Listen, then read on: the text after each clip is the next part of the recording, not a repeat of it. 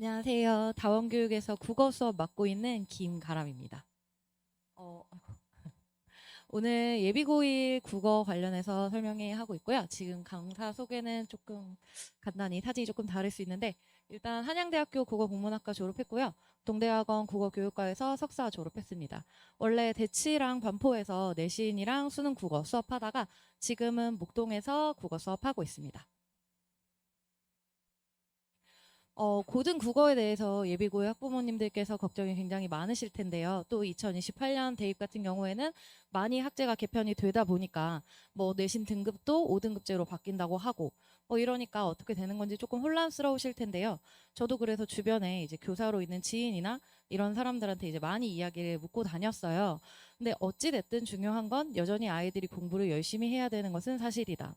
5등급제로 바뀌더라도 결국에는 대학에서는 기존의 1등급에서 3등급 정도를 선호하던 것에서 이제 1등급인 친구들을 이제 원할 것이고 그 안에서 다시 구체적인 수치, 예를 들면 100분이라든가 아니면 뭐 학교 석차라든가 이런 구체적인 수치를 요구할 확률이 있고 더더욱 나아가서는 수능 최저를 강화할 수도 있기 때문에 결국에는 아이들이 어떻게 보면 기존에는 내신만 해서 어떻게 대학을 갔는데 이제는 정말 수능까지도 생각을 해야 되는, 그래서 더더욱 국어가 더욱 중요해지는 이제 때라고 보시면 될 것 같습니다. 그래서 한번 읽어보셨으면 해서 좀 괜찮은 기사라고 생각해서 제가 유인물을 좀 넣어놨고요. 그러면 이제 고등국어가 어렵다. 중학교 때에 비해서 갑자기 난이도가 상승하더라. 라는 이야기를 많이 들으셨을 텐데 그러면 고등국어가 이제 문제가 뭐냐라고 물어본다면 의외로 개념학습이 굉장히 중요합니다. 개념학습이 뭐냐라고 물어본다면 학군지 학생들의 경우에는 특히 국어를 많이 선행하다 보니까 저희 아이는 이미 뭐 문법도 다 끝났고 고등학교 뭐 2, 3학년 모의고사도 푸는데요 라고 하시지만 성적이 안 나와서 물어보면 의외로 개념이 많이 비어있는 경우들이 많습니다. 그러니까 문제는 풀지만 뭐 명사형 전성어미랑 명사 파생전미사랑 차이가 뭐야? 라고 물어본다면 그 부분에 대해서 대답하지 못하는 거죠. 저 같은 경우에는 학생들이 개념을 제가 구두로 질문했을 때 자기가 자기 입으로 자기 언어로 답하지 않는다면 그건 모르는 거라고 간주합니다. 그래서 고등국어에서 사실 가장 중요한 것 중에 하나가 개념 학습이고요. 그리고 두 번째는 국어는 또 다른 과목과 다르게 독서, 화법과 작문, 문법, 문학 이런 식으로 영역이 다양하고 이 영역에 따른 각각의 학습 전략이 반드시 필요한 과목입니다. 예를 들면 문학 같은 경우에는 저는 양치기, 소위 말하는 문제를 막 푸는 방식의 이런 공부를 저는 좀 부정적으로 보는 편인데 문법 같은 경우에는 좀 예외적으로 양치기를 권하는 편입니다. 왜냐하면 수학이랑 비슷하다고 생각하시면 돼요. 개념을 먼저 확실하게 배운 다음에 예외적인 사항들에 대해서 문제를 통해서 계속 학습하면서 자기 걸로 체화하는 시간이 문법은 반드시 필요하기 때문인데요. 이런 식으로 국어 영역에 대해서 전체 영역에 대한 이해와 각각에 대한 학습 전략을 수립해 줄 수 있는 수업을 꼭 들으셨으면 하는 바람입니다. 그리고 세 번째는 문제 적용 능력인데요. 중학교와 고등학교 국어의 차이가 여기에서 있다고 저는 봅니다. 예를 들면 뭐 문학 작품에서 시에 있는 후렴구 이런 것들을 중학교에서는 이 작품에서는 후렴구를 사용하고 있다. 에서 끝이라면 고등학교에서는 그 후렴구에 밑줄을 그어놓고 이 후렴구의 기능이 내용적인 측면에서는 뭐고 정서적인 측면에서는 뭐고를 다양한 말들로 바꿔가면서 묻고 있기 때문에 문제를 풀어가면서 이런 부분을 물어보는구나. 출제의 포인트는 이런 데에서 만들어지는구나를 학생 스스로가 깨닫는 것이 반드시 필요합니다. 그래서 제 수업의 특징이라면 일단 제가 개념 학습을 굉장히 중요하게 말씀드린 것처럼 저는 내신형 수업과 수능형 수업을 구분하는 것은 큰 의미가, 특히 예비고1의 단계에서는 큰 의미는 없다고 생각하고요. 내신도 수능도 가져가기 위해서 올해 여름방학을 반드시 잘 보내야 된다고 생각합니다. 그래서 저 같은 경우에도 전공자고 제 스스로 이렇게 말씀드리면 조금 부끄럽지만 저는 문법이 굉장히 취약했던 사람이기 때문에 학부 때 뭘 가장 열심히 공부했냐라고 한다면 문법입니다. 실제로 제가 굉장히 처참한 학점을 맞아본 적도 있기 때문에 정말 제 스스로 고등학생이 된 마음으로 제가 공부를 해봤기 때문에 이런 영역에 대한 이해 그리고 또 전공자가 가지고 있는 어떤 시선에 이제 꼭 잘 맞춰서 공부를 해봤으면 좋겠고요. 그리고 제가 또 굉장히 자신 있게 말씀드릴 수 있는 부분이 제가 가지고 있는 자료들. 저는 자료를 만들고 이런 것들을 제 스스로 굉장히 좋아하기도 하고 학생들에게 사실은 자료 이상으로 강사가 더 해줄 건 없다고 생각을 하거든요. 수업이 제가 뭐 굉장히 명강사다, 뭐 굉장히 수업을 잘한다 이런 것들은 사실 저는 큰 차이는 없을 거라고 생각을 해요.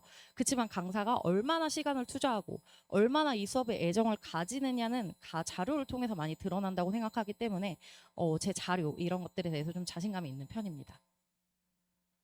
예비고일 커리큘럼 저 같은 경우는 7월 20일 개강이고 4주차 수업을 하게 될 건데요. 예비고일 커리큘럼에 대해서도 여러 번 예비고일 수업, 여름방학 수업을 하면서 정말 많이 고민했던 부분이거든요. 이 부분은 또 유인물이 없어가지고 여기를 봐주시면 될 것 같습니다. 예비고일 커리큘럼을 짜면서 참 많이 고민을 했는데 제가 여러 해 수업을 하면서 결론을 내렸던 건 뭐냐면 일단 여름방학에는 반드시 형태론을 잡고 가야 한다. 저는 문법에서는 이게 가장 중요하다고 생각을 하고 의문론을 뭐 까는 수업들도 있고 뭐 여러 가지가 있겠지만 중세국어 문법을 한다고 할 수도 있고 여러 가지가 있겠지만 제가 문법을 다 해 수업하면서 느끼는 것은 아이들이 형태론적인 지식이 완전히 있어야만 그 위에 다른 문법적 지식이 더 쉬워질 수 있다는 것.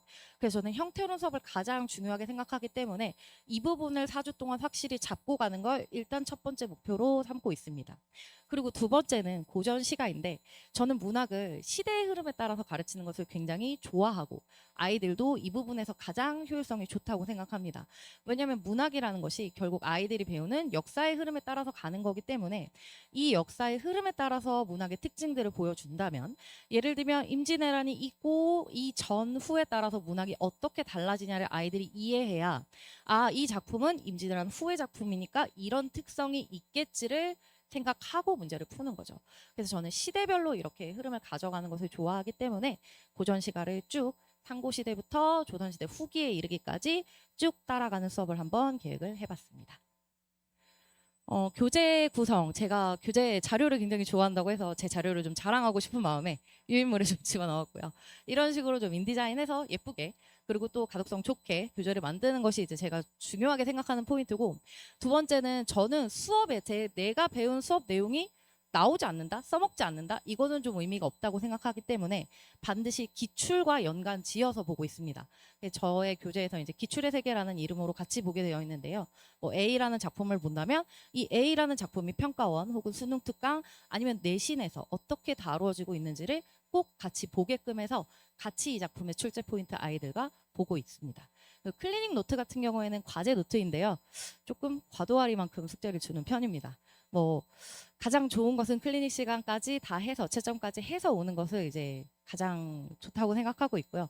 숙제를 항상 숙제 양을 조절하는 거는 저한테 참 어려운 일인데 일단은 선별된 문제를 최대한 많이 주고 아이들이 풀 수 있는 만큼 이제 물론 숙제 양은 이제 클래스의 수준에 따라서 조금 조정이 될 수도 있지만 기본적으로는 조금 빡세다. 이 수업 쉽지 않다라는 생각이 들 정도의 과제는 매주 좀 주고 있어서 숙제 꼭 잘할 수 있도록 어머님들이 많이 독려해 주셨으면 좋겠습니다.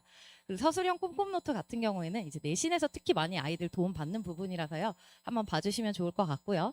그리고 제 수업의 특징은 테스트 제시형 당연히 있고 수업 분석 보고서를 드린다는 게 이제 제 수업의 자랑 중에 하나인데 아이들 학습 태도 그리고 테스트 점수 그리고 클리닉에 와서 어떤 부분 질문했고 우리 학생 어떤 부분이 더 필요할 것 같은지 제가 직접 아이들 하나하나 보면서 다 개인적으로 쓰고 있는 거니까 어떤 어머님들 같은 경우에는 수업 분석 보고서를 이제 문자로 전달드리면 점수랑 석차만 이제 딱 보시고 뭐 이랬네 하고 이제 그냥 적어버리시는데 끝까지 잘 봐주시면 좋을 것 같고요.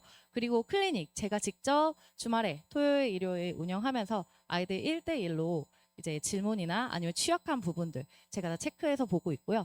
그리고 이제 내신 때도 마찬가지고 이번 방학 때도 미니 모의고사라고 해서 제가 선별한 기출문제 15문제씩 직접 클리닉에 와서 응시하고 있으니까요. 기왕이면 클리닉은 꼭 보내주셨으면 좋겠습니다. 그리고 아이들이랑 카카오톡 질문방 운영하면서 언제든 공부하면서 모르는 거 어려운 부분들 제가 도와주고 옆에서 최대한 같이 이끌어주고 있으니까요. 믿고 맡겨주시면 감사하겠습니다. 이상입니다. 감사합니다.